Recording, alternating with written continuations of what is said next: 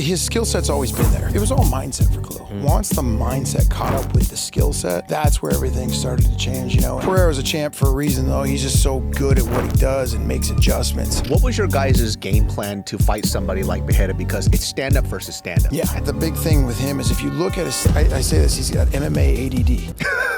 Merab.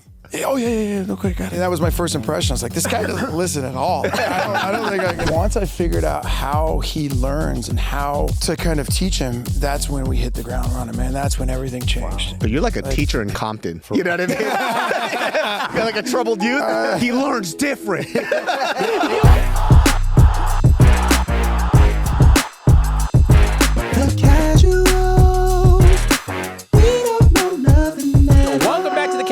We are a combat sports and MMA show hosted by very, very casual fans that don't know anything at all. That's why me, Gilbert, David, Nick brought in a very special guest who's not a casual.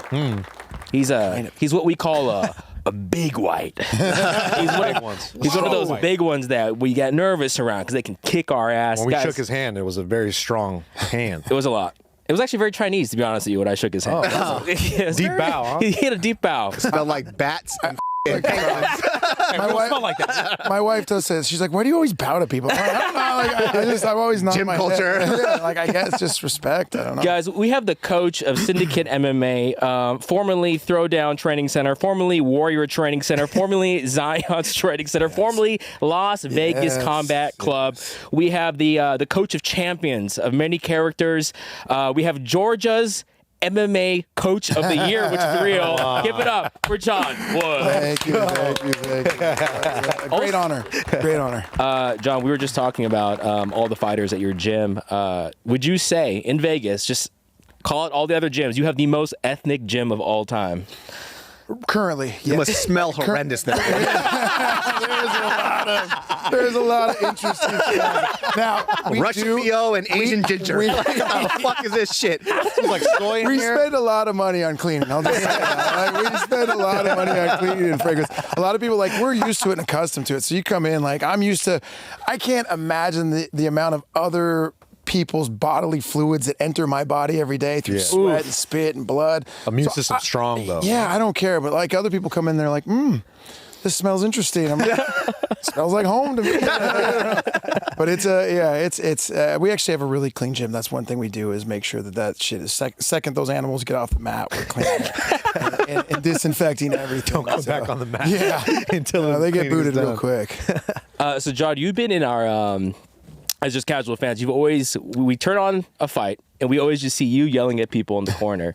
I feel like probably the past 6-7 years you've really like been a lot more in the media. So, but I want to kind of take it back to like the early days and kind of like how did you get into all of this? Were you a football player? Were you doing jiu-jitsu? Crazy, no. I was like a little skateboarder punk rock kid when I was growing up who just liked to fight at school all the time. So, yeah, and like growing up, I watched a ton of fight sports with my dad. I was always boxing, kickboxing, and I freaking loved pro wrestling. I wanted to be a pro wrestler. There was no UFC when I was a kid. So WWE, we'd go out, third grade, and we'd have, wrestling matches in the playground, so I always thought like that's where I was going to go, and then I realized I'm not 6'6" and I'm not going to be 300 pounds, so that was it out. And then when the first UFC came, I had a friend, we went over to his house and watched the very first UFC live on pay-per-view, and I was like blown away. I was just like, oh my God, this is amazing.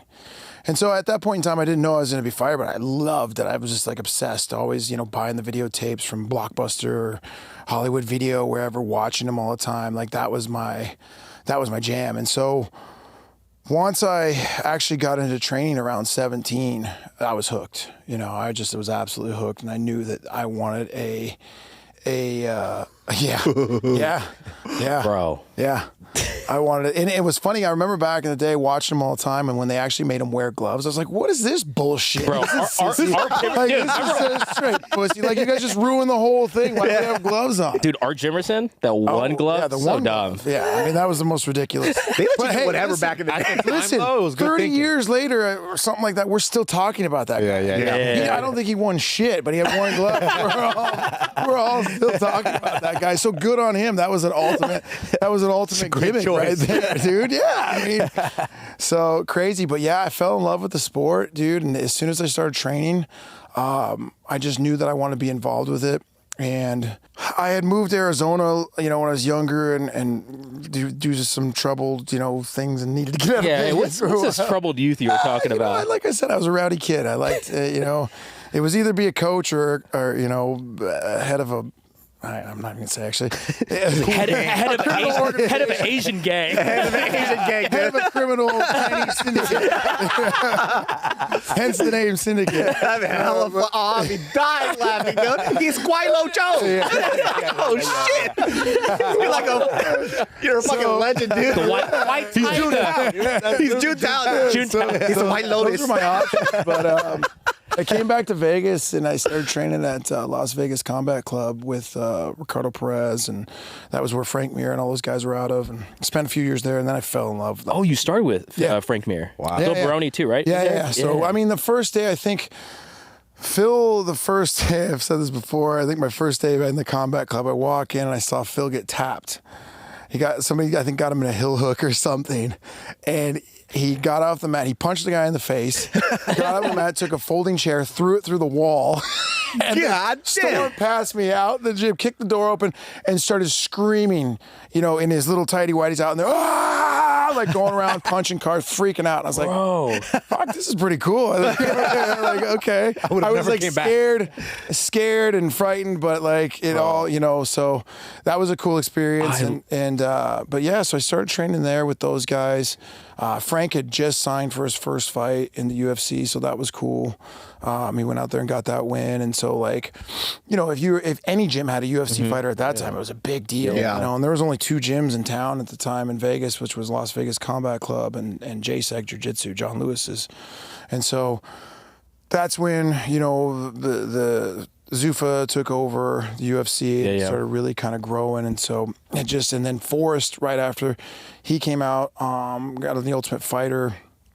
And I was actually living with Alex Schonauer, who got on the Ultimate Fighter, the very first one. wow. And so we ended up all, roommating together after the show. And so I came up, following Forrest around. Yeah, I read somewhere that Forrest, after he won the Ultimate Fighter, he actually slept on a mattress underneath your dining table. For years. What's wrong with him? When he moved in with me and Alex for, I think it was like almost a year, his bedroom was the dining room underneath the table. He just put a mattress under there. And it was very... Did you even ask? No. Just having dinner? Hey, can you move? We'd have people over and be like, what the fuck? Forrest Griffin! There's a bed down here. It's just the Ultimate Fighter champion. Don't worry about it. Stop touching my fucking ankles. I'm eating breakfast. Yeah. Dude, no, Forrest was like... If it wasn't for him, I would not be where I'm at right now. That guy's saved me and bailed me out. Great guy, but also one of the craziest dudes you ever meet in your life. You guys just met at the gym? That's how your relationship Yeah, that's how we formed? met. As he moved, and then he moved out to from Georgia to Vegas and was living with us. And he stayed. He kind of followed me around into whatever spare bedroom was around for a couple of years there. Table. I think honestly, I think he might have still been living with me when he won the world title. That's crazy. That's so funny. You guys had a room for him. He goes, "Well, where's the dining frugal. table?" He was a frugal dude. Saved all his money. He had that freaking what was it? That Scion they gave him. I think that thing is still out running. I think he gave it to his mother and father-in-law. I think that thing's still driving around. Got the Vegas, PI right now, dude. Yeah, in the parking lot. Yeah, but dude, living with him was so interesting. Like, he was just a madman. I've never seen somebody do so many crazy. Nicest guy in the world, but I remember I'd go grocery shopping and fill up, the house for the week for my food. And then I'd go to bed and I'd wake up to go get some cereal, and I'd open the pantry and be like, shit, there's nothing here. And when I mean nothing, we're talking 3 boxes of cereal. God damn. This dude would get up in the middle of the night and clear out the house. Yes, that's him. He would clear out the house. He would eat everything. And there would just be money sitting there with a note sometimes that said, sorry. Here's $200. Go back to the grocery store. So funny. The dude was he was great dude to be around, but he was an interesting character. Still is interested. He still comes and trains. Fuck do you? He comes and spars with the guys. He's in there weekly. Yeah, he's still doing it. My favorite interview of him was when somebody asked him about the Anderson Silva fight, and he was just so real about it. Oh, yeah. so that shit made me cry laughing. Yeah, no, Forrest that shit fucking sucked. Forrest, yeah, he don't bullshit about it. Like he's an emotional character. He like wears his heart on his sleeve, and he'll say some shit where you're like, ooh, you probably shouldn't say that. I mean, that fight too kind of like saved the UFC. Like it put it on the map for everybody. Yeah, his Ultimate Fighter fight. Yeah, that was I mean, that was it. Yeah. Dana, has been on record many a time saying that fight is what put it on. I mean, it changed overnight for us. It was crazy. That was like the original Conor McGregor effect before Conor McGregor. Yeah, he was the first guy, and I remember like going into clubs and just being like, and he's just dressed like a hobo pretty much all the time. Cargo? Yeah. Goes into the club, goes under the table. Yeah, like shitty. Yeah. Doing that here. I gotta take a nap. But yeah, it was crazy back then. Everybody wanted to be around fighters. It was like the clubs. Everything was just. It was insane. So you kind of saw the culture flip then. I saw the whole thing because you were right there. Then it goes on Spike TV. The entire thing. Yeah, like it was crazy. And then through that process, I got into, like I said, a car accident. And I got a lot less money than I was supposed to. I was actually training for a fight, and I thought I was supposed to get like a good 6-figure check, but they caught me training. Oh, they caught me. Somebody videotaped it. Bro. So this big plan I had with all this extra money and everything, they recorded me, and like, well, you're obviously not hurt, so go fuck yourself. You were doing backflips at the gym. Yeah. And so I got like half of what I thought I was going to get. So needless to say, I went to my coach, and I just saw the kind of where the sport was going. Yeah. And I wanted to be part of it. And I knew I'd been coaching like jiu-jitsu tournaments, and that's where I really had started falling in love with coaching. And I was just like, man, this is what I want to do. And so I asked my coach if we could make an investment and open a gym, and we did open this little 1,800 square foot, 2,000 square foot thing that was a second Las Vegas combat location, and then turned into Zions and turned into Warrior and turned into Thrower or Throwdown, whatever company would pay me money to like keep the doors open back in the day. So it was all sponsorship deals, So it was like back then Warrior was a big thing and Throwdown was a big thing. Zions was Zions was the first big thing. OG. And that dude ended No up Affliction Training Center? No. Hot fashion? Actually, I think that's how Couture started. It was extreme. Is it? Couture was Is the Affliction fashion thing. So they had that part, so good for them. High fashion, but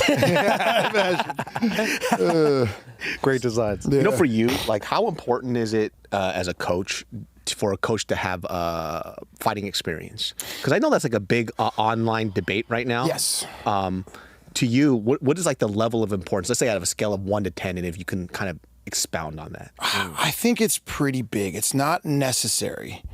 There are some good coaches that have never fought. One coming to mind, Greg Jackson. One of the better minds coming up through the time that I don't think he ever fought. There are guys that have fought. But the one thing I will say is that the experience, just like anything,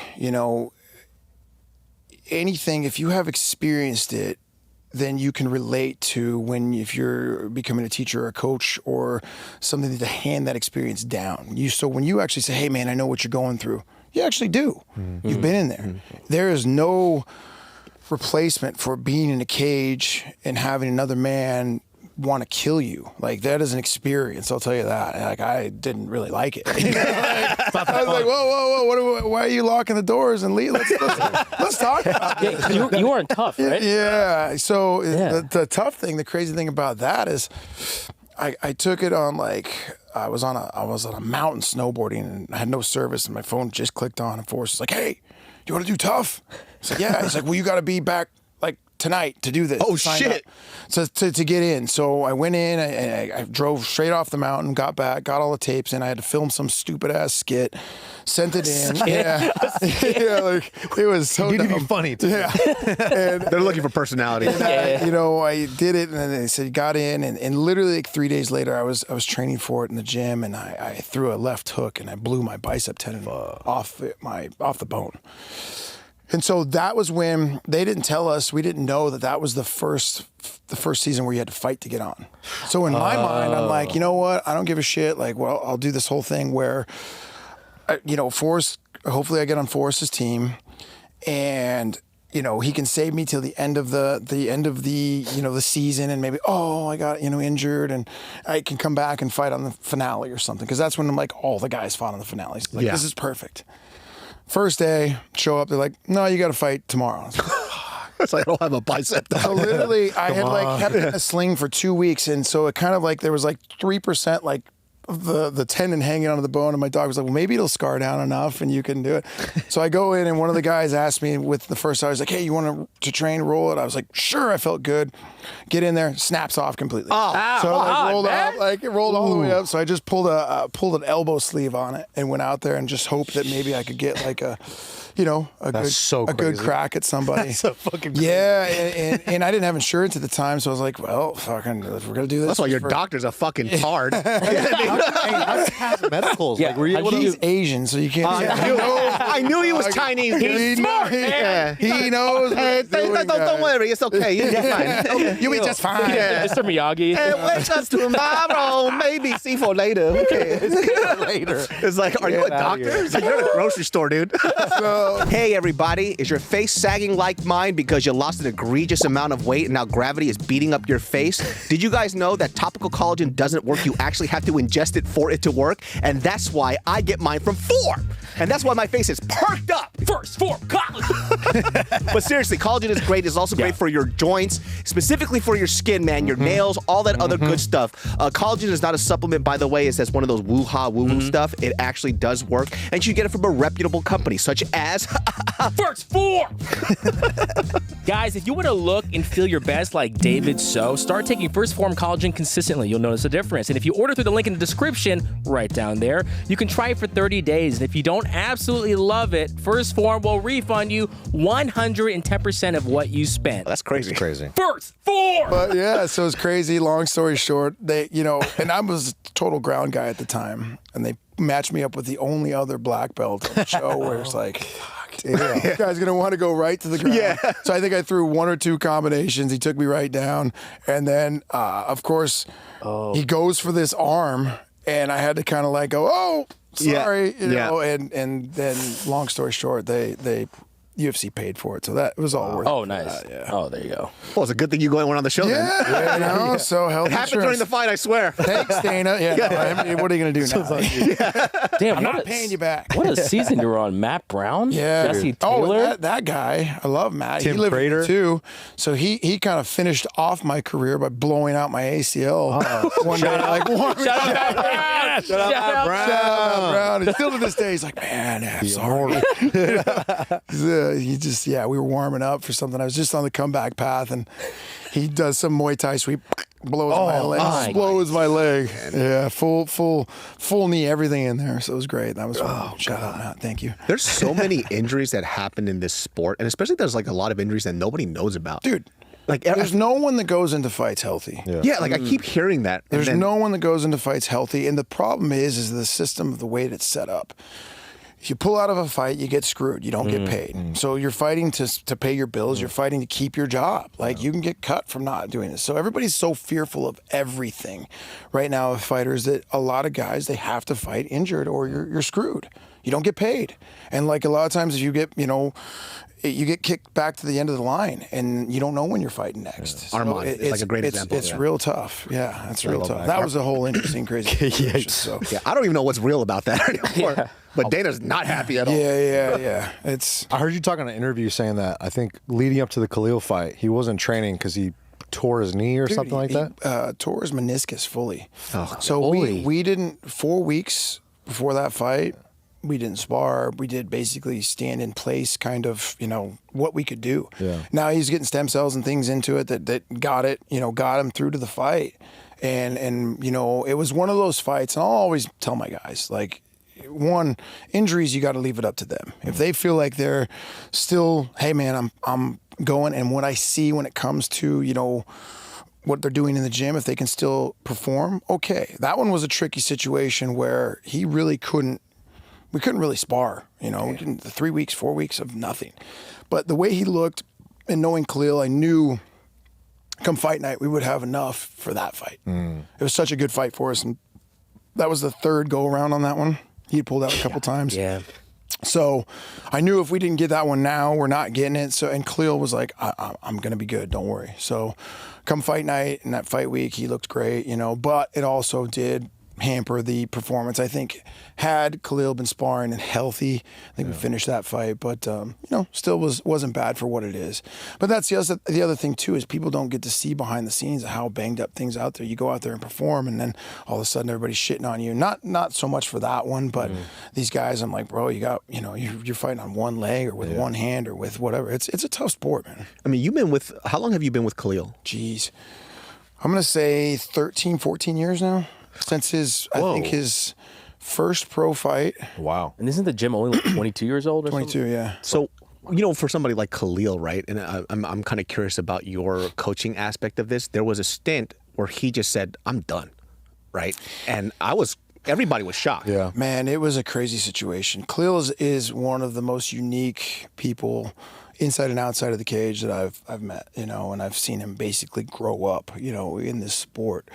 When I first got to him, I was actually training his brother, Donovan Freelo, and a lot of the guys came over from Vanderlei's gym when that had closed down, and so we got a lot of them. And I was training Donnie, and then Khalil was coming over and watching us, and was like, "Hey, I think I want to, you know, check this out." And so we started training, and we clicked pretty good.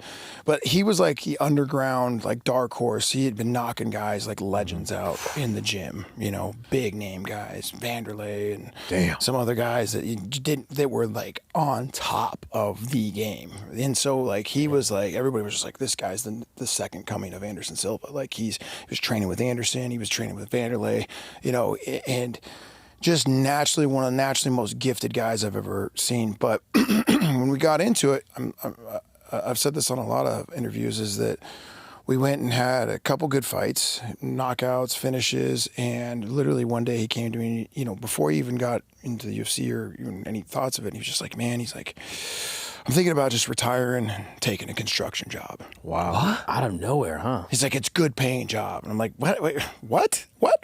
Yeah. No. Like, stop. You know, and I said, dude, listen, just give me 6 months. Give me 6 months to see what we can do here. And then I'll support whatever decision you want. And literally, I think it was like a week later, the Ultimate Fighter came up in the weight class. So we got him on.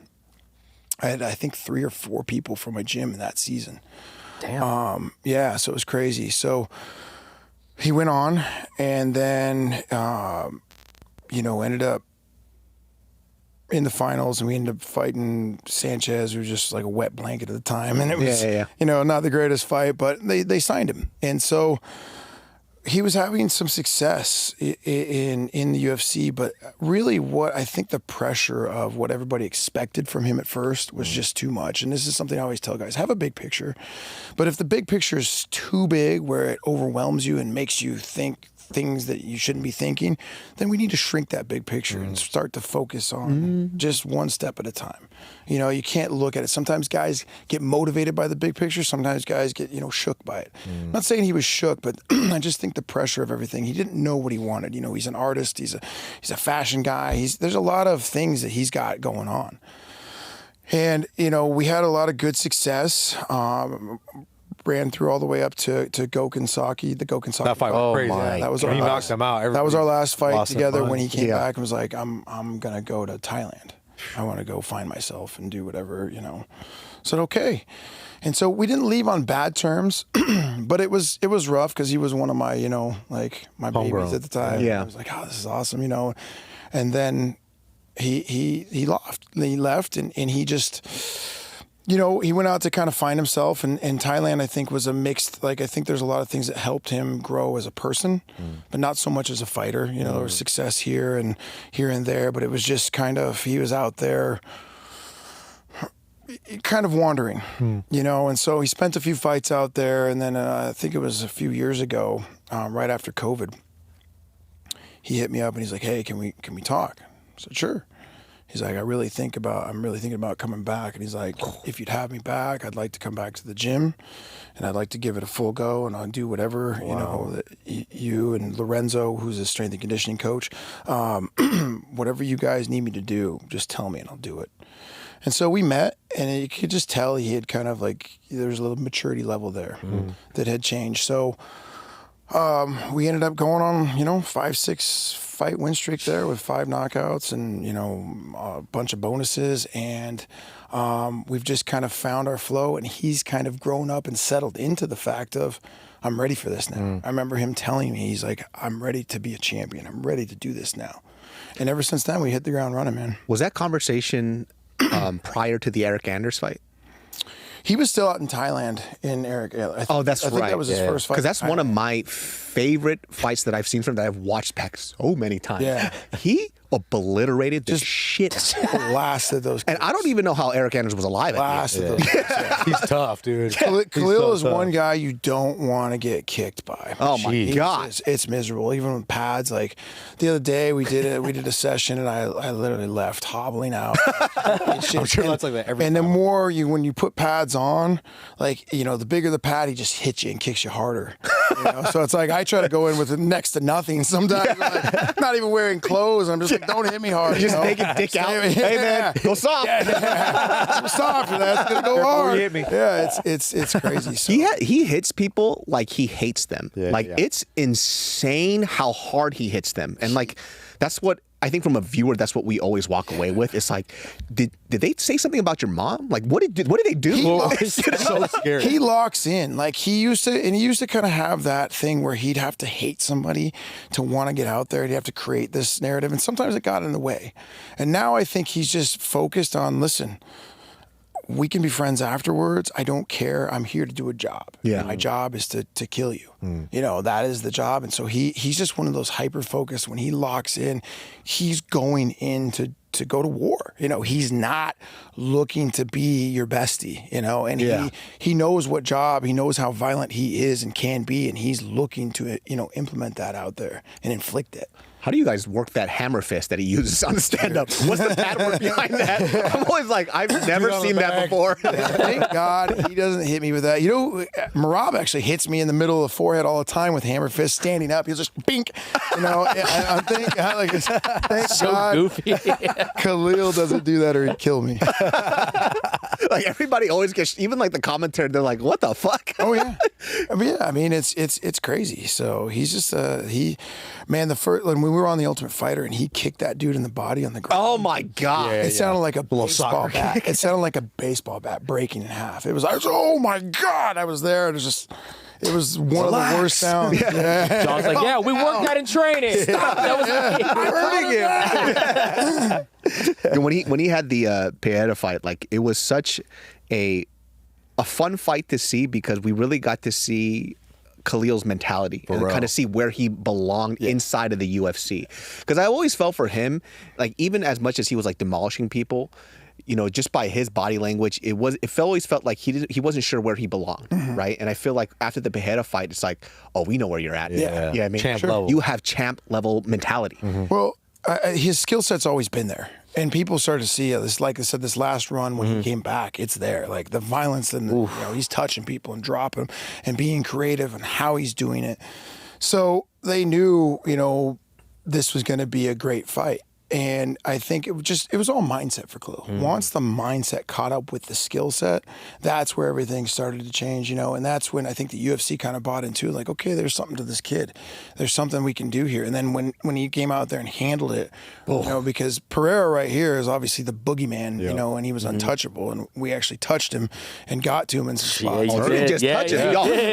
Yeah, and it just, Pereira's a champ for a reason, though. He's just so good at what he does and makes adjustments that he was able to kind of counter some of our counters and keep it up. And that's a guy that you can only get hit by for so long before it heads up. He took some shots too. What was your guys' game plan to fight somebody like Pereira? Because it's stand up versus stand up at this point, right?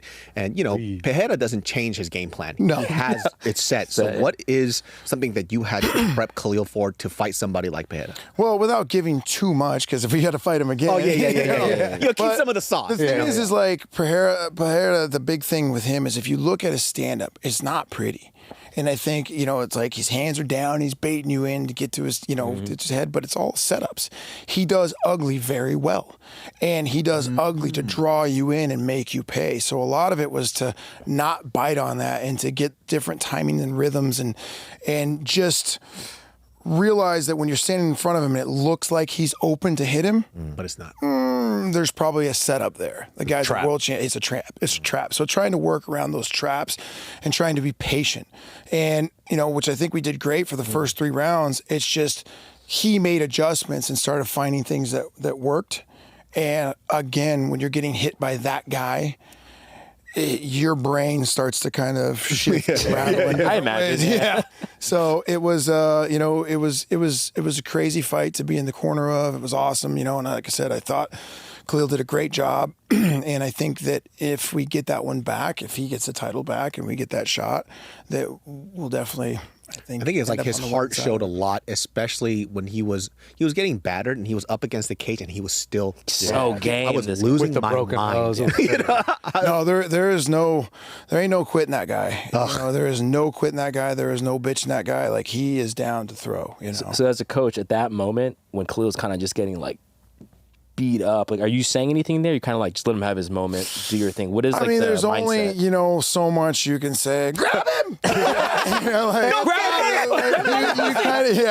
You know where the fight's going. You kind of know it's turned. Like your moral support at that point in time. You're trying to give as much encouraging. You're trying to give as much technical advice as you can, but at that point in time that his brain's all scrambled noise. eggs and it's just noise. And so it's a tough spot to be in. Like, I try to walk my fighters through the entire fight and coach them, so they're always used to hearing my voice. In those moments, you're doing what you can, but it's you're just looking for an opening and hopefully clinching, grabbing, trying to smother at that point in time. But it was already, like I said, he had landed some big shots. Ever since I've been wearing Built, I don't want to brag, but I've been getting a little more action. Wow, my God. And What's come on, his name? dude. Come on. No, it's her name. It's my wife. I took her out for her birthday. I wore the shirt, and she says, "Wow, this is a great shirt. I've never seen you so dressed up before." Wait, that's what she said to me. Her I think exact I saw words. you. Were you at a restaurant called Loretto? I was. Dude, you were getting ceviche and aguachile? I saw Eric from Tim and Eric over there. That was pretty cool. What did he say about your linen built shirt? He said, nice threads. That's what he said, and he kept it moving. Wow, just with the figure like that. He said, nice threads. Nice threads. And he's a pretty stylish guy, so it's a big compliment I hear. for him. Guys, if you want to get linen, if you want to get spoken to by Eric Andre and other celebrities Not at Eric Andre. a aguachile, who did you say? Eric from Tim and Eric, dude. Cool, Eric Andre. Andre 3000. Andre the Giant. If you want any Andre-based celebrities to talk to you, get your built linen. You go to builtbasics.com. Use the promo code CASUALS for 20% off. Get it. I think that's like the important part, especially like in the interview process for people who have never trained or who have never actually got their shit rocked before. They don't know what's going on. And buddies with Andre Sukumtat, and he's gotten so much shit about that fight with Sean O'Malley. And then when I spoke to him, he goes, "I was out, dude. I couldn't hear anything." People don't understand the fact of what a hard punch to your face does to your brain. Changes everything. So you can have the best game plan, boom, that thing could be gone. It could be erased. You have no idea. So I always ask my guys after, hey, like, what happened? Were you there? Were you this? Were you just not, not feeling it? Or were you? And sometimes they're just like, yeah, I just couldn't pull the trigger. And then some guys are just like, yeah, I just got rocked. I don't know what was going on. I didn't know I was fighting. There's so many scenarios in fighting that can happen. And, those are the kind of things where I said, whenever I game plan with guys, I don't ever go to when I game plan, I usually don't even let them know what the full game plan is. I keep it very open and flowing because if game plan A doesn't work, we're on to B, C, D, and I need it to feel the same. And a lot of times guys are grinding on this one game plan. It doesn't work. And then guys, you see it all the time in fights. He's doing the same thing that's not working and it's not going to work. And maybe it doesn't work in the first, maybe it'll work in the fifth and we can come back to it. But there's a point in time when you ingrain such a, okay, you got to do this, that sometimes the fighter, when they can't do it, because a fight's a fight, the guy is training to stop you, doing everything you're trying to do to him, he's trained to stop you at. So sometimes it's not going to work. So when that happens, some guys mentally just break down and they're just lost. So you kind of I like to have a free-flowing game plan that's not so ingrained that if it doesn't work, we're on to the next thing. And I feel like too, from seeing a lot of like champions, I think that's kind of what separates them from like the average great fighter. It's like what happens in the cage when the game plan doesn't work, right? Yeah. And you see them go to plan B, plan C, plan D, and they just figure out a way to win, right? And I think that's like what I've always seen from watching the sport for so long. It's like, oh, that's why you're champ, right? For sure. Like you got hit in the face, and this guy's like demolishing you in the first round, but the second round, they're a completely different fighter. Absolutely. How the fuck did you do that? Yeah, you know? there's a complete framework and blueprint with I work with that you have to be able to do all of these things. There is no just the days of being a specialist they're over. Chimaev? You have to. But he can still strike, you know. But I mean, yes, he's just so good. He does everything, but he's so good at the one thing, you know. So, but the days of like you're only a stand-up guy or you're only a ground guy, everybody's kind of everything. You know, you have to get all of that knowledge in. And what we do at Syndicate is make sure that everybody, you got to be able to fight forward, fight backwards, counter, fight left, right, up, down, on the ground, get up, get down, and that's every day. So it feels just natural that when you do get into those bad spots and fights, you're not panicking. It's already been trained every day. And then obviously when we get into the specific fighter, then we really kind of game plan to what they're going to do. But again, just a free flowing thing so that when someone does get rocked, you're not like, oh my God, what do I do? You're fighting, dude. you're like, we're still fighting. Like, you gotta fucking fight. Like, we're fighting. Like, it doesn't matter. Like, keep fighting. Like, you'll figure it out. What happens when one of your fighters jumps into a frozen lake? What do you tell them? One of my favorite videos of all time. Feet first or head first? Head first, for sure. Man, I mean, like, that shit made me cry laughing. I mean, who didn't make cry? That was the legend was born that day. The legend was born that day. Like, I love Merab to death. He's one of my favorite people in the world. And sometimes though, I'm just like, bro, what were you thinking? What are you doing? Like, I'm afraid to leave the gym sometimes because almost every time I'm gone for more than an hour, it's like something gets posted. And I'm like, oh, there's Merab with a big gash in his forehead. And he's posting it, telling people, hey, awesome. If you want to hit me, hit me here. He's like, don't say that. You know what's funny though is all the times he's been cut before, and he gets cut before every fight. It's just the way he goes. He's never had one reopen the fight. But so my Syndicate MMA guys. I know, but my thought is like, you can see there's ice. There's like water. You can see the water's white. Water's not white, man. Like you can see that. And it's also a pretty shallow shore. Like you're jumping offshore at first. Like there's giant rocks right there. I would. There's two reasons why I love this video. Like, hopefully there's no water. Look how shallow it is. Like, why would you? I mean, so good. The reason why this video is like my favorite is because number one, he posted it himself. Yeah. Number two, when he gets out, he goes, "You stupid motherfucker." Stupid. Yeah, I mean, you that. Ties the big bandage around his head and goes on about his day. He's like a living cartoon. Man. He's just, he's the best. He's a little Tasmanian devil. How did you find him? Is he early Syndicate or later? So no, about 5-6 years now. So I think he came to us about the Cody Stamen fight. I don't know when that was, but I think that's when he started training with us. He was coming out to Vegas from Aljo had came out and was, the PI has been a blessing and a curse. It brings a lot of people to Vegas. It brings a lot of shitheads too. But I can see that. Yeah, it's one of those things where we've picked up a lot of good talent, and the guys will just come out because obviously this PI it's a magical place to a lot of people. So I want to come out and see that.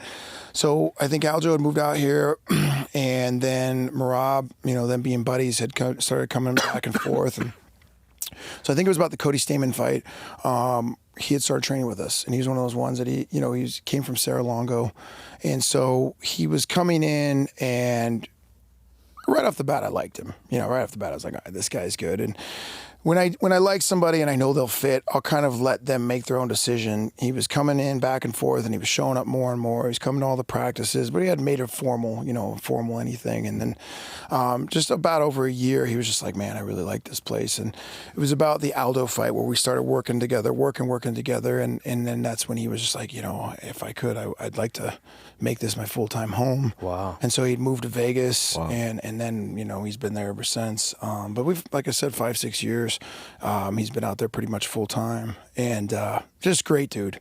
And I've said it time and time again. I would have never guessed from day one. There's no question his work ethic, guys. I mean, there's a lot of things that make him a champion. A lot of things, but that work ethic is insane. He is in there morning, noon, and night grinding, outworking everyone, doing what he thinks needs to be done, and that's his mentality of like, I'm going to outwork everybody, and I'm going to do it the hard way. And he does everything.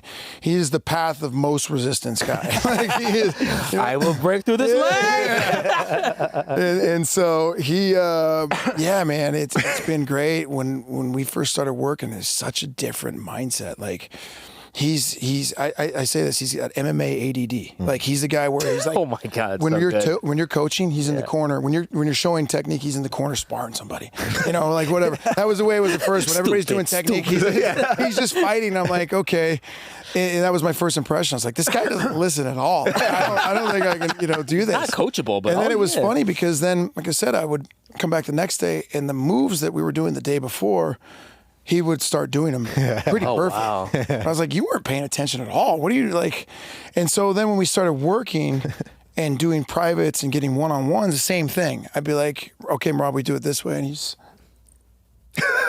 Merab, oh, yeah. Okay, got it. Not paying attention at all. And the next day he would come back and spar and hit everything perfect in spar. Wow. Everything you would teach him.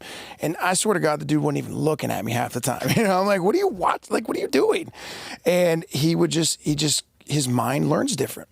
So once I figured out how he learns and how to kind of teach him, that's when we hit the ground running, man. That's when everything changed. Wow. And it's just, he is a special, special character. But you're like a teacher in Compton. You know what I mean? Like a troubled youth. He learns different. They all learn that way. John would do like break dance. Yeah. Dance, guys. That movie Dangerous Minds was about me. That was about me. As a documentary, they had to change it and make her a woman, so it wasn't so, to be woke and everything. When I saw, UFC does such a great job of like kind of leading up to these fights when they do all like the documentary stuff. And I remember just like hyped to see what was going to happen with the Umar fight, to see the behind the scenes of how Merab trains. And it's like he's carrying his friends up a hill. I'm like, this is some Rocky shit. And he does that. That's real. That's not a gimmick. Like he's up there running with trees on his fucking back, like climbing trees. Like he did a video for that where he climbed to the top of this like dead tree. And I'm like, that could break any moment and we could fall off and die. He almost fell off a cliff multiple times. He'll run down a jagged, rocky like side of a mountain. I'm like, dude, just. But the trail right here. It's him. Yeah. It's him. So you got to let him do it. But that camp, oh my God, that was like. I wish people could have seen how bad that one was behind the scenes. Oh, why? It was terrible. Injuries? Injuries, infection, short notice. He had a busted hand. He had, like I said, his leg was gashed open. He had staph infection all the way into the fight. And he kept telling everybody. Remember that was news. Yeah. Was that during CJI too, where like he fought a fan? Or was that the same time? It was around that. His fan fight, I can't keep up with his fan fight anymore. Like he's constantly. You're like, which one? Yeah, he's settled down. But man, I've seen that's one thing about them Georgian boys and him. They are just down. They are loyal and they are down and they do not like to be disrespected. Oh, he scruffed that guy's head like a little baby. Yeah. He needed that. There's so many stories I could tell you, but I won't tell you. But like you would be like, oh my God. He's not the guy. Yeah, no, he's not the guy you want to mess with, man. He will come after you, and he will make sure that you respect him. I was listening to an interview. You were talking about he had this identity of him not being a finisher. Yeah. Right? And then leading up to the camp, you're like, hey, look for the finish, look for the finish. Yeah. Have you seen a change after the O'Malley fight? And like mentally, is he just trying to finish everybody in the gym now? Just going for sub after sub. Here we go. It's one of those things. Oh, dude. And that was part of the thing is once you he was really had it built into his mind. He's a grinder, and when Merab thinks a certain way, he's going to stick with that. So that wasn't just for that fight. I've been telling him for years, like, working on that. Hey, dude, if you start looking for these submissions, you're probably going to get them. There's a point in time in every fight, the guys are just like, man, I don't want to be here anymore. I'm sick of this shit. Get off. And they might not be thinking that right off the bat, but subconsciously they're like tired of being there. Yeah. They're tired of you being on them. There's spots. And I went back and like broke down some fights. I'm like, look, here. We could have a simple this, a simple that. You either get the sub or you make him go to a worse position. So we started it off kind of tricking him where it's like, hey, throw this around, go for a rear naked, and he goes to defend it. He falls down, you keep him down longer. And you can do what you like to do. But there's going to be times where if you just go for it, you're going to get it. And you start trying. Like, we could have subbed Henry, no problem. We could have subbed. Jan is a tough dude, but like there was moments and opportunities, in that fight. The first fight with O'Malley for sure could have subbed him. There's opportunities here where I think he wasn't looking for them. He was just having fun. And we got him in there and I just started forcing him. I need you to start just doing this.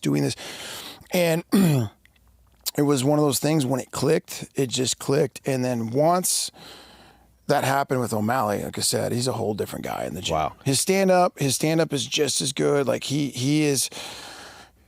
It's kind of crazy to see a fighter at his age still evolve exponentially. Yeah. Well, yeah. That's the craziest thing for me. I've got a world champion here who's arguably one of the best in his division that's ever been. Yeah. I don't even think it's arguably. To me, he's still, but if I don't say that, I get shit for it. We'll say. Arguably. We'll say it for you. He's the best. It's hard to deny. When I first came out and said, hey, I think he's the GOAT to the bantamweight in an interview, I said, and I made the statement and said, if he'd beat all these guys, if these were title defenses, there wouldn't be any question. Oh, yeah. And people were just like, oh, you're all on my ass. What are you going to do? When he beat Umar, he's like, oh, he's the GOAT. Yeah. He's the GOAT. And so... But it was, it's just crazy. That guy is just something. He is a special dude. It's kind of cool to see that, one of the biggest critiques that people have is that, was the finishing thing. And then when he finished O'Malley, I was like, can't really say much, at this Can't point. say a thing. And by the way, O'Malley looked better in that fight than he did in the first one. And he finished him. I was like, this is crazy. And the goal for all of my guys, and especially for Merab, is that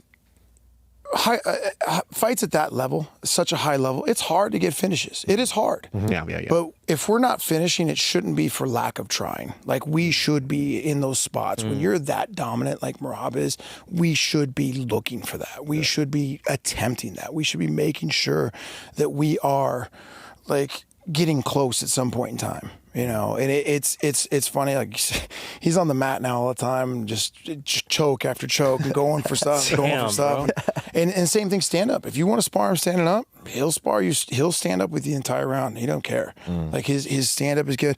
But going back to it, he is so, like, to have somebody at that level who still can get so much better, and he's still learning. And now what's crazy is he's taking each camp.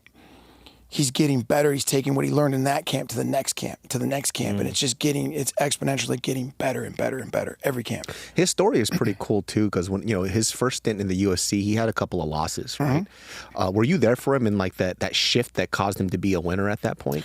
I got him after that. Okay. I hadn't been there yet. He was still out in New York when he got those, and I think it was like a couple fights after. I think I got him when he was, on a three fight win streak or something like that. Yeah.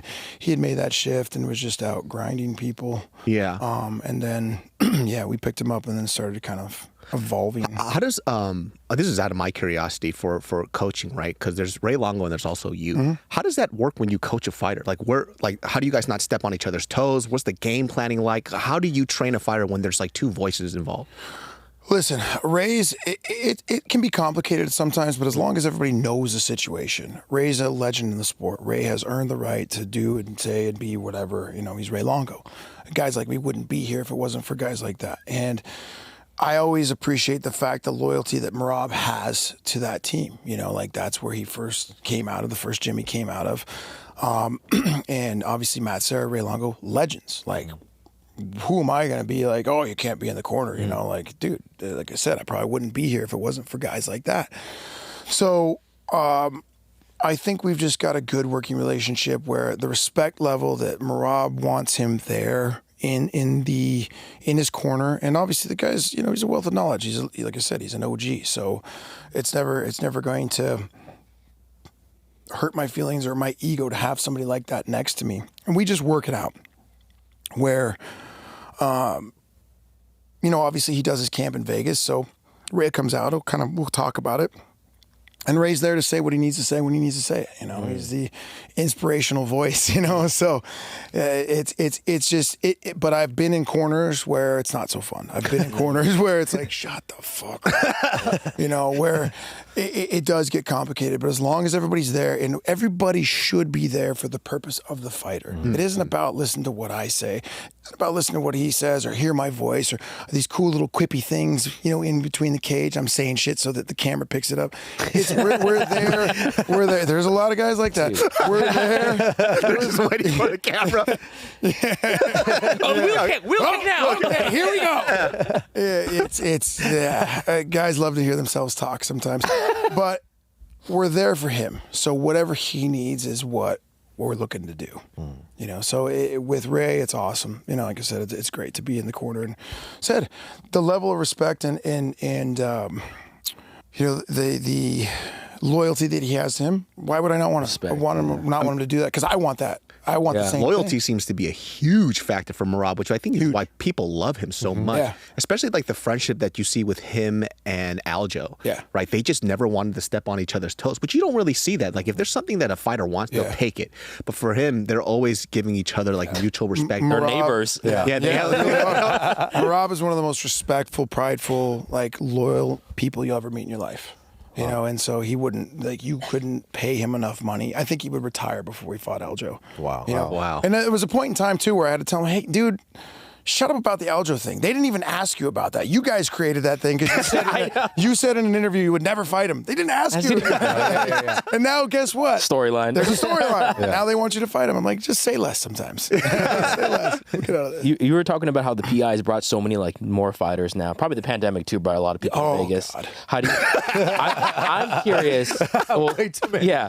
Two questions. It was a blessing and a curse also. Probably you guys got bigger, obviously. How do you determine who gets to join the family in the pro team level? Yeah, we spent the last couple of years, I kind of respent tooling the culture and how we do everything there, the culture, the vibe of what I really saw the vision of Syndicate being, bringing in the right coaches, the right people, getting rid of the wrong coaches, the wrong fighters, Firings. getting rid of, and just kind of vamping with COVID.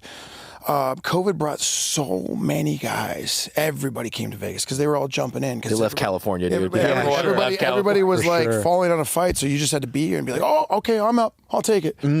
But it also made me realize a lot of things. I got kind of caught off guard where I didn't have the help. A lot of it was just me. And I got, you know, overwhelmed. And a lot of my younger fighters, the fighters I had for long times, got kind of upset. I don't get the attention, I get this and get that. And it caused kind of some issues, you know? And so I had to really kind of go back and revamp the whole thing. I had to, you know, like I said, finding coaches that fits the mold of what you're trying to do is a hard thing. And finding somebody who's not out for themselves and is trying to be there for the team. And also, too, you're getting beat up for shit money, you know? Coaching's the same as fighting. You've got to work your way up and build that pipeline of fighters to start getting paid. So we just revamped everything. And when we started doing things the right way and really started taking accountability for all the wins, all the losses, all the good, all the bad, ownership and everything is when everything shifted.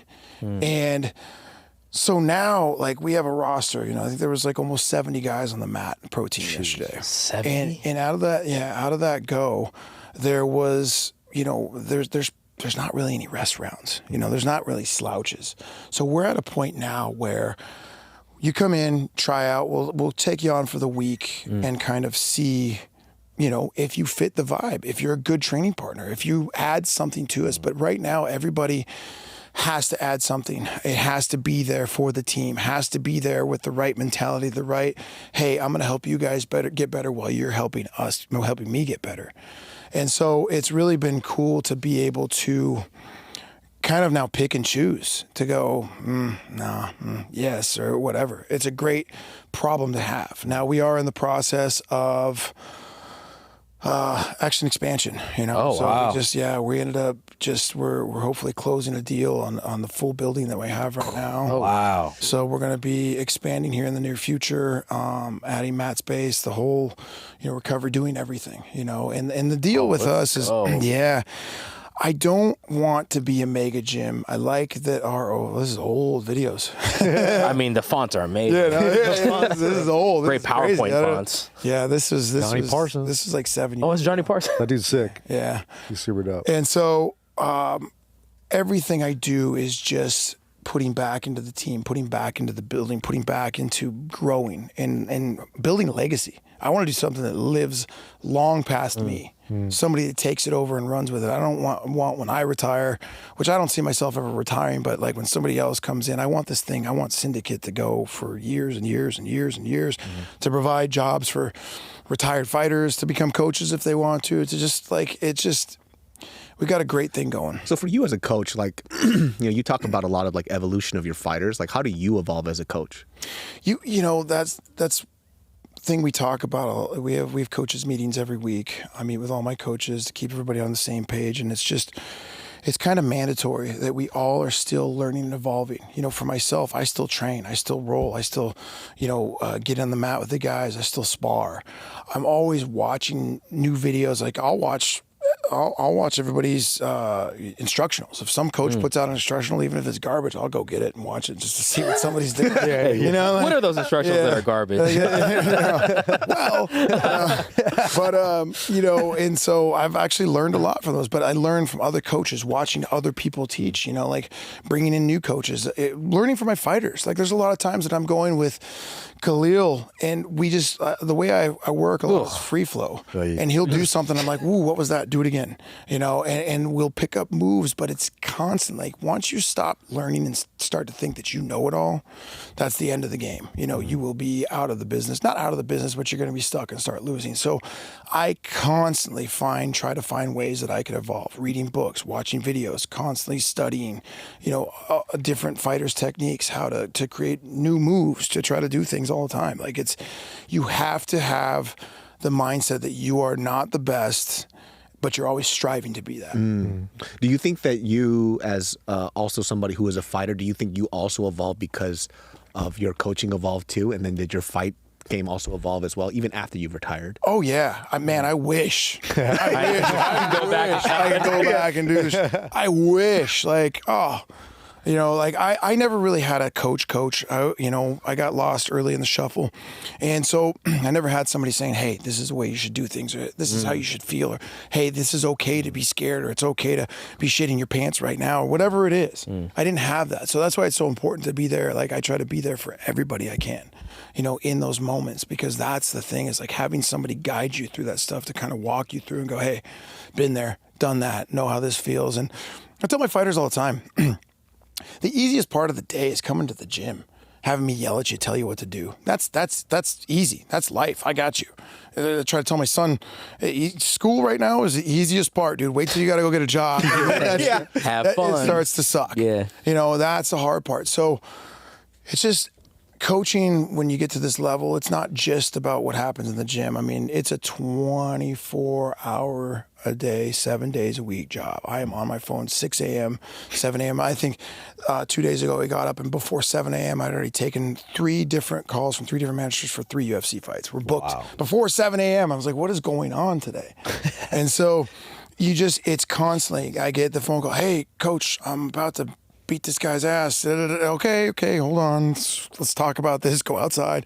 Money problems, life issues. It's crazy, and so we try to make sure that coming to the gym is the easiest part of the day, but you just have to manage all that stuff, and the things that I didn't have are the things I try to give to my fighters. But man, you must be exhausted, man. I'm like, dude, I'm fucking exhausted. Listen, I'm like, holy shit. Yeah, and on top of not only coach, therapist, running a business. We don't. I'm not just a coach. We own a business. Building, making. You're the GM. Big daddy moves. The wife, thank God. JoJo. Shout out to JoJo. Yeah, shout out to JoJo Wood. She's the best. Crazy last name change, by the way. Yeah, so right. Easy. Just cut Calderwood. off, yeah. Wood. No shit. I wanted her to hyphenate. I really wanted her to hyphenate. Like Calderwood Wood. Like that. Calderwood Wood. Yeah. So yeah, it's funny because Wood is a really big Scottish name. It's like one of the biggest Scottish names over there. So, for real? Yeah, it's bigger. It's more Scottish than Calderwood. So you made her. I made her more Scottish. You, an American, made her more Scottish. Like, thank you. Got her back on the team. Yeah, so she can thank me for that. What's the like the Vegas? I'm curious, like the Vegas gym. Is there really rivalries at 2025, or is it more like, hey, all the coaches are friends, all the gyms are chill in Vegas? Is it all you and Nick Stick grabbing beers? What's going on? Yeah, we're cool. Like I've been on fight trips and I've known Eric for a long time. We'll grab beers, but I mean there is a rivalry there. Like I shut down. Vegas is a big melting pot. People try to train everywhere with everyone. Yeah. And listen, like that ain't happening. If you want to be everywhere, go be everywhere. I'm good with that. Go train with 1,000 different people. That's not what we're doing. We have a team. I think we're doing something special that's different from everybody else. So yeah, I close the doors on that. I have no problem with anybody from any other gym or any other coach. I mean, there's some douchey ass coaches out there, but this is just like anything. Of course. But there's, the thing. Are you the douche on the show? Is this the guy you were guys telling me about? Yeah. I'm the bad guy. He's the only one that actually knows how to fight. Not very good. Well, you got the ears. Yeah. No, those are just normal. First year. He was actually just born like that, dude. His parents threw him away real fast. I got socked one time. And there it is. There you go. But yeah, like it is a rivalry. I take a rivalry with everybody. I'm really good friends with a lot of coaches. Yeah. I've been across the cage from a lot of really good friends, and it is awkward. Wild. Mm-hmm. But we're all here like to do a job, And so like in Vegas, obviously we're all, fighting for the #1 position. We're all in there for doing our thing. So like I said, I have no problem having a beer with the guys that I like, and I like a lot of the coaches, But as far as like training and things, we're there to. We get matched up a lot in the local scene, like I say with XC and those guys, So you got to watch out. Like, and if you're training with everybody, you never know. We've had it plenty of times. We close the door. We've had a lot of high level guys come in that were good training partners, but they ended up fighting our guys afterward. And so that happened to quite a few. That happened a couple times recently, where it's like, no more. Join the team or not. So. I just, draw that line where it's like they got the PI, and if they want to go spar with other guys at the PI, go ahead. That happens a lot. But I feel like that level of competition, even for like coaching, it's great, right? Because it keeps you competitive as a coach. Yeah. Right? So, competition always creates greatness. You have to. Like, I don't want to, I'll never settle. Like, it's great having, worked with Whaley as a world champion, worked with Merab as a world champion, but like, I'm not settling on that. I want 3 or 4 or 5 or 6 more. Like, that's my goal, and I have to keep getting better and keep competing and make sure that I'm doing the best I can do so they can do the best. Have you ever had to have like an awkward conversation with the fighter where it's like, it's just like it's their time? Like, hey, like this isn't. Oh yeah. Like, how does that go? That must be dreadful. That must be really hard. It sucks. Yeah. That's a shitty conversation, and usually they know too. And usually they knew it 3 or 4 or 5 fights before. Oh, and damn. you've kind of like... Minus Tony Ferguson. When you... Yeah. 17 fights before. No. No. Shout out to Tony. He's the best. He's a legend. He hates us, though. He hates us. We love you. I mean, I can see why. But, no. I'm just joking. I love fucking Tony, dude. I fucking love Tony, man. The next time he sees you, he's going to take you down. I know he is. He said it, too. I fucking love Tony. Tony's a legend, man. That guy's been one of my favorite fighters forever. So, but yeah, like it sucks. And when you start to see the diminishing returns and the diminishing skill sets, that's a time where you start to you kind of have to look for your opening for that conversation. Now, when the CTE or brain stuff happens, that's a trip. That's an immediate. Hey, we've got to do something different, dude. It's getting dangerous at this point in time. And there's just no easy way to have that conversation. Yeah. But usually 90% of the time, the fighter opens up and starts kind of at, hey, do you think? Or hey, they kind of sense it, and you're like, okay, I think that maybe we should do. What's crazy is my wife, JoJo, she just knew it. She was like, I'm been doing this for 20 plus years. I think I want to do a couple more and be done. Oh, wow. And like she was dead set, knew it. So when she said this next one's my last one, like she was totally over it. Like she left on a 2-fight win streak. Yeah. And they wanted to resign her to a big contract. Like a contract where I was like, babe, Think about it. I think we should, you know, I think you should fight 7 or 8 more times. We have to get a new building. And yeah, just knock out a hard year. Come on. Do it for the family. But she was selfish. She was selfish. She was selfish and she retired. You know, I like your marriage advice. We should all follow his marriage advice. Babe, you're selfish. No, she's going to elbow me in the face. But no, but she also, you know, was getting more involved with the gym and the team, and not a lot of people have an outlet. Like I'm so fortunate and blessed to have somebody that's smart and who's one of my, you know, my best friend to come in and want to do what she does as far as running, because she deals with, now that she's in there, she deals with the same amount, if not more, bullshit, because she's with the general public, you know, and the fighters and everybody, and I just deal with fighters now. So like there's times she'll come up and I'm like, nope, you're the GM, I don't want to hear about it. You go deal with it. Yeah. You should have continued fighting, but you said no. So this is what it is. This is it. You made this choice now. But so she, you know, I ask her all the time, do you miss it? She's like, nope, I'm good. Oh. She really like transitioned, and that's the hope for everybody. You know, I wish I've got some guys now that I'm starting to like that will be great coaches. That's you know, cool. and I'm starting to like, hey, I'm not offering you to do this now so that you're ending your career or whatever, but start thinking about it, because that's what you guys, fighters need to start making that decision a lot earlier than when the career ends, because that is an abrupt, screeching halt of a holy shit, what do I do now? Yeah. You know, and so it's like, I wish everybody could start to make that plan. And sometimes it goes accordingly, sometimes it doesn't. But it, you know, like having that plan early on while you're fighting, what your next thing is going to be. You know, what is it? Because fighting, no one does this forever. Like if you're able to be one of the legends and the UFC still pays you to come out and do things and you're still signing autographs or doing appearances, great. But very few people in this sport make the kind of money where you can ride off into the sunset and be like, man, I'm good. It's interesting because sometimes like I see some of these, like, let's say like just in boxing, some of these boxers who are legends in their sport, but then you see some of their fighters are not very good. It's like, you're not a very good coach. Like you are an excellent fighter, but you don't know how to translate that to somebody else. And I feel like there's like a disconnect. Massive thing here. Fighting is the most self-centered, selfish thing that you can do. And it has to be.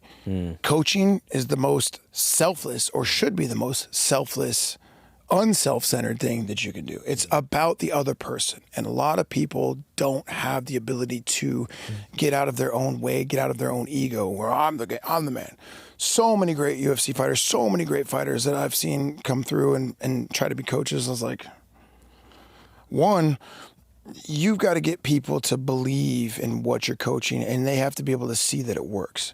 Being a big name will only last for a certain amount of time until somebody's not getting the results or feels that connection.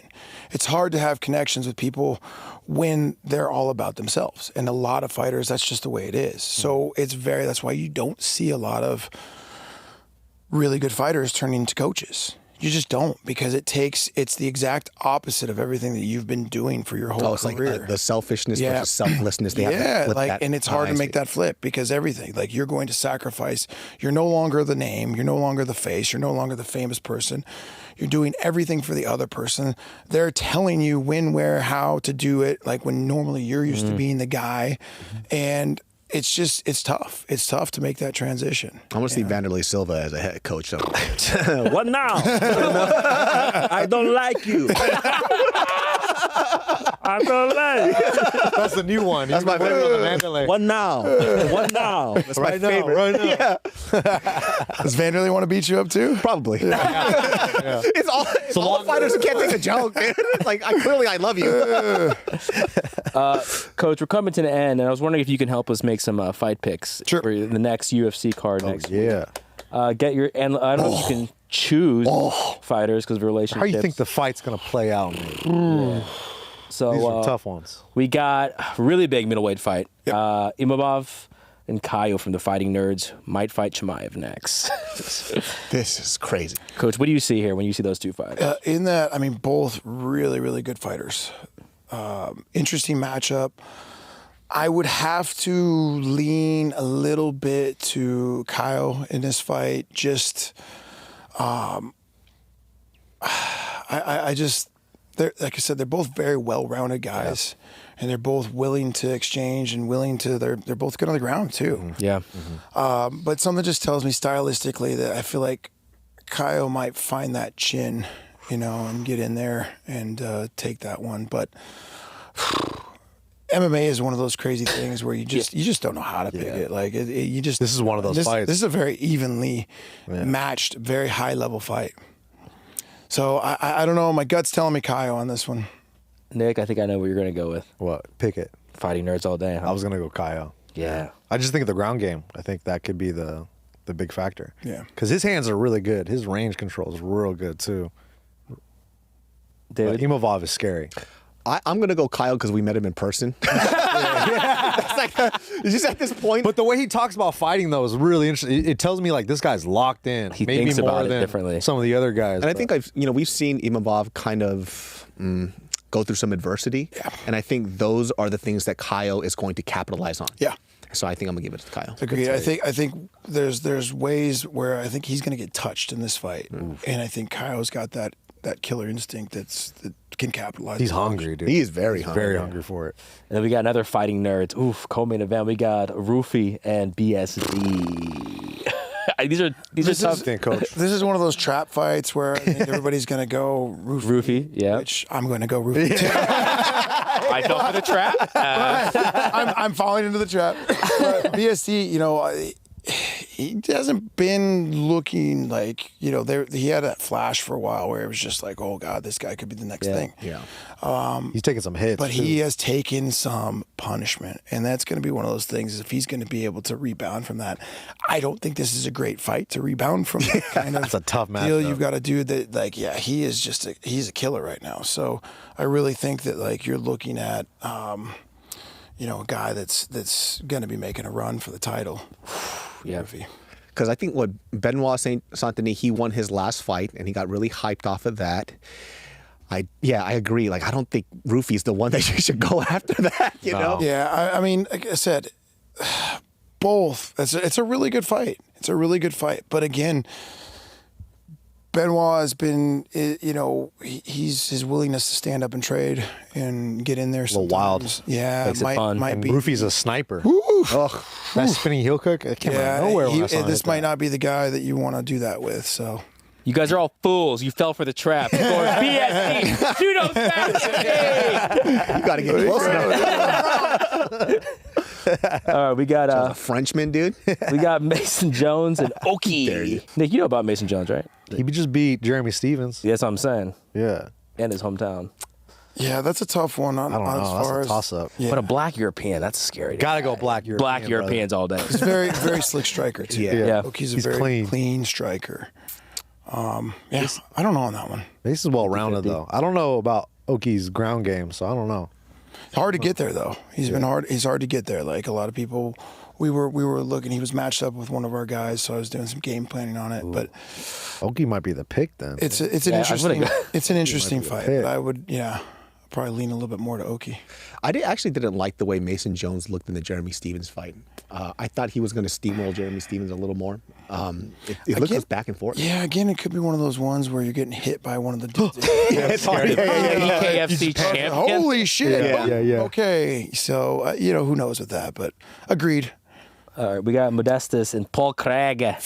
I'm going with my mainland Scotland. Let's go. You mainland China, but mainland Scotland. No, I like Paul Craig. And Paul Craig. Craig is one of those I'm guys, never bet on any of his fights. Dude, you don't know can't. what Yeah. the fuck's going to His happen. resume, really don't. dude, is insane. He's fun everybody. It's His crazy. resume is insane. He's beat, the current champs. champ. Middleweight too, right? He's back at 205. Yeah, back to 205. Looks good. I'd definitely go with Craig on that one. 185, he just looks like He's a big dude. It was a man. tough weight guy, probably. He's huh? lanky, but I don't know how he ever. You probably just suck down when you're fighting 185er. Well, it's just you're in it at that size too, and I understand that maybe you're trying to go down to be the bigger guy, but 85ers are just as big and hit just as hard.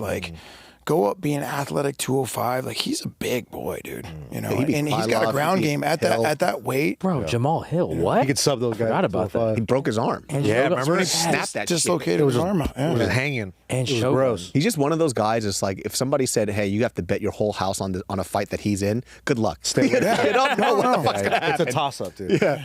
I mean, listen, I will bet in this fight, I will say, I think Paul Craig is going to get his ass beat at some point in time, and then come back. Yo, put this guy put him on the desk. Put him on the desk. Put him on He the is desk. going to be losing that fight until he wins. That's a good analogy to Paul Craig. All right, we got the Frenchman Ziam, I believe, and then Fernandez.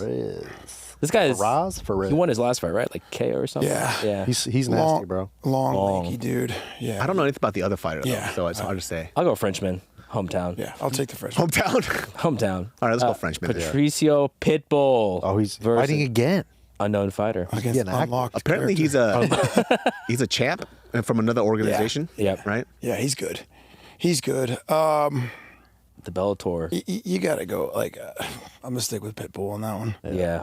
He looked good in his last one against Ige, right? Yeah. He looked really good. Come listen, he's a great You're fighter. sad. I lost my voice on that fight, dude. I was so mad at Ige. I was so. We always go for the Hawaiians, the Bradas. He just didn't. Ige just didn't look like he was comfortable at all in that octagon. Like I just didn't see it working out that way. Yeah. He just kept resetting his feet. Gave him so much distance. Reset. I was like, what are you resetting for? Well, man? because you're used to a guy who's a come forward, just dropping bombs, you know, and sometimes it's just an off night at the office. Man, that's a really good take, Coach. that is- It's like he watches tape, dude. Sounds like It's like he actually watches fights. Yeah. and doesn't just. He gets thumbs on game. School us real quick. But yeah, guys, those are our picks. Use coaches' analysis. Don't use ours use ours. because we suck. Well, don't use mine either. I don't want to be like, Paul Craig's losing until he wins. Take that to the bank. If you lose your home and you get divorced, it's not on us. Dude. Fucking figure it out. Coach, yeah, any big fights coming up? A lot of them. Which ones? Yeah, name us all the big fights that you are currently working on right now. What's signed and announced? October, we have Merab defending his belt against Corey Sandhagen. Wow, that's a banger. That's a Yeah, fun one. Scary co-main one. event. On the same card, we have Khalil Same call. fighting Yuri. crazy, which is another crazy fight. I want to ask you what And the those game plan is. Those but are you great can't give anything else. Those are back-to-back fights. Like, that's must be stressful. That's co-main and co-main, and I'm like, oh, Stress, dude. yeah, that's Super stressful. Yeah, that's gonna be an interesting night. So do you leave when your fighter wins? You just leave in the middle of the speech So and then back? yeah, honestly, yeah. So you got all ass back there, jersey chain. How do you feel? change, Let's go. Yeah, and walk right back out. You know? So it's gonna be an interesting night. But yeah, that's a big night for us. Can I just ask you a little bit? I mean, you're not going to give out the game plan, but Yuri is such a weird fighter. How do you prep for something like that? Chin up, fucking hands down. Oh, yeah. I'm like, what the fuck? How would you do with this? Samurai. Again, kind of similar to the Pereira thing is there's a lot of traps that are being set there by a guy when you look at him and you go, oh, I can hit that chin. You know, he's baiting you into do that. So we just have to be careful. And also extremely violent at the same time. So that fight will not go the distance. Let's go. Guarantee you. Let's there go. will be a KO. My palms I are can sweaty. tell you who I think. I can tell you who I think I'm going with. I think a lot of people going with that guy. Yeah, think a so lot of I people are think going- my bet I'm gonna safely say I got Khalil in that one. Wow. But That's a great matchup. but yeah, it's a hell of a fun. fight. It's a hell of a fight, and those are the kind of fights, man. Even with Sandhagen too, those are two guys that are awkward, crazy strikers, clean, weird. One's super clean and crazy. One's just not so super clean and crazy. But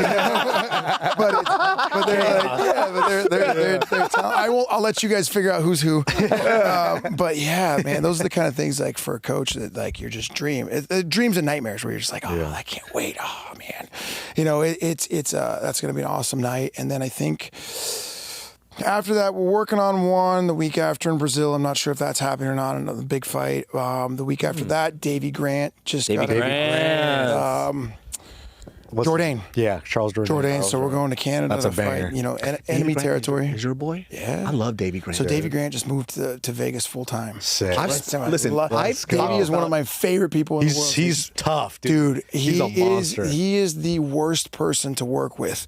Because he just hits hard. Everything he does is hard. Everything he does hurts. Whether you have a pad on or whatever. Like everybody complains after he comes, because he usually does the camp, and then he leaves, and everybody's just hobbling around, lumps and bumps and bruises. He is made out of stone. For real. He walks like it. Yeah. He's just everything on that guy. Everything he does, like when he touches you, like I said, with a pad, it's different level.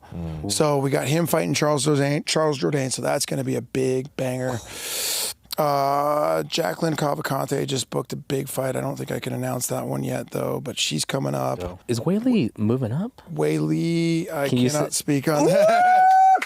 I think it's in talk. Yeah, seems like there. Probably guess. You guys, I'm sure will hear whatever soon about that. Oh my God, it's gonna be amazing.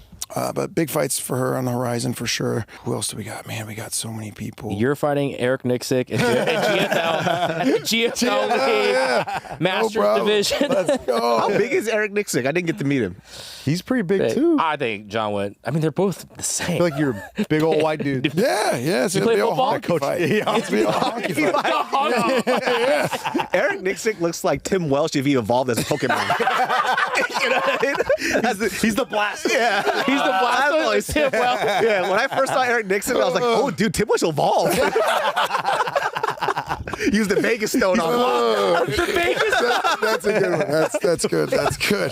That's good. And then, Coach, your gym, Syndicate, a lot of pro fighters there. Is it also a hobbyist gym? Can people in Vegas also join kids classes, all that? 100%. We've got about 1,000 students at the gym. Wow. Now I know why you're stressed. Yeah. So we've got one of the best kids teams, jiu-jitsu teams. And that's one of the things that having the Shapiro brothers, Jerry Shapiro and Shane Shapiro, take over the jiu-jitsu program like 5-6 years ago. Since they've done that, they've done such an amazing job of having an actual jiu-jitsu gym and culture in an MMA team, in an MMA gym. So like we have a great, just those guys are awesome, high level. Actually I was a black belt brown belt for 14 years, and I finally, when I got with them, I was okay, I'm actually going to go with you guys, and then they gave me my black belt, and so I'm proud to be under them and work with them. And Jerry's done such an awesome job that he's actually a partner in the gym with me now. So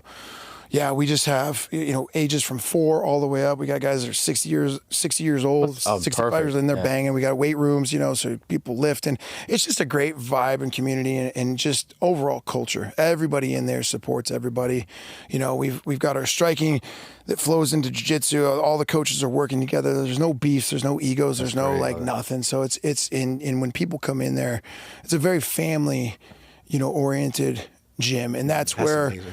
I really, like I said, even though we're expanding and we're growing, I want to make sure that that's always kept. You'll be in there, Merab will be in there teaching the kids, beating up a kid. Wrestling. He will be beating you. You'll see him sometimes. Today, run 15 miles. I always tell people, I'm like, listen, if you're going to mess around with Merab, if you tell him to do something, he's going to slam you on your head. Oh, he's going to do something. He doesn't care what or who you are.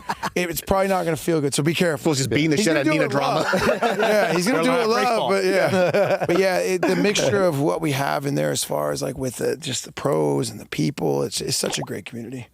So everybody's welcome. We got to visit. Awesome. We're gonna make a trip. Yeah, we got to make awesome, and come get beat up over there. Yes, well, he will. I'm gonna be watching on the sidelines. No, we're gonna take a regular class. We're not gonna do the pro. I'm gonna be sitting there just going, "Hey, Merab, that ice jump, my favorite, dog. Yeah. Come to the mat." I'm like, no. Guys, make sure you follow Big Wood MMA 702. Give it up for John Wood. Hey. Thanks, Coach. Amazing. Appreciate it.